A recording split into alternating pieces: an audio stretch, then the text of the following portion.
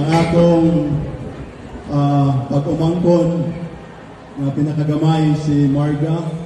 Nangutan na siya, asa man ang asawa ni Ampon. Abili ang kasal.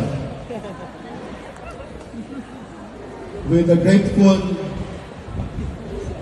grateful and humble heart, I give thanks to God for the gift of the priesthood and for the grace that has sustained me through 25 years of ministry.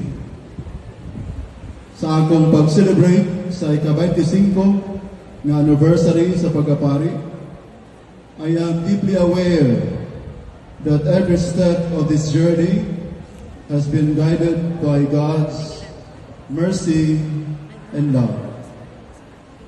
When I had my short silence before our day's celebration, I was made aware that many times I had my tug of war with my God. And I realized, dili ko ang naghawid pag-ayo niya, aron dili ko mabulag. Siya di ay ang grabing hawid sa ako, aron dili mahulog. That's God's mercy and love.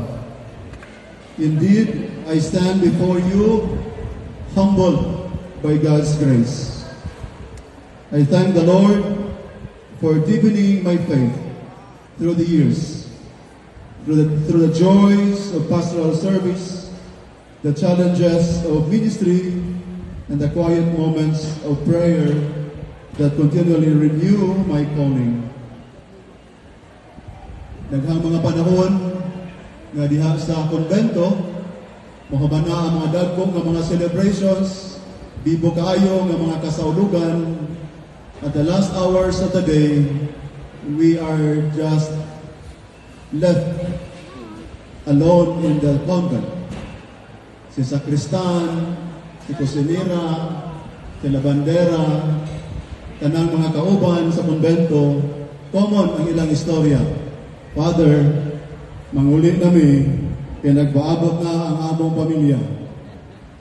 O daghang mga gabi, nga adunay daghang mga pagkaon sa lamisa, daghan ng mga halad, apan nag-inusal. And those moments of being alone, but not lonely, I was reminded always that God is with us. God is Emmanuel. These experiences have taught me to trust more fully and to serve His people with greater humility and compassion. Truly, I am humbled by God's grace. Tonight's celebration is not about me. It is about God, the graciousness of God.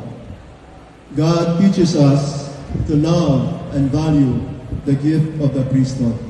Dawit rakuani, naapil na lang di kuani, tungod sa kaanindot sa sakramento sa pagkapari. My sincere gratitude goes to my Archbishop Joe. Archbishop Joe, salamat.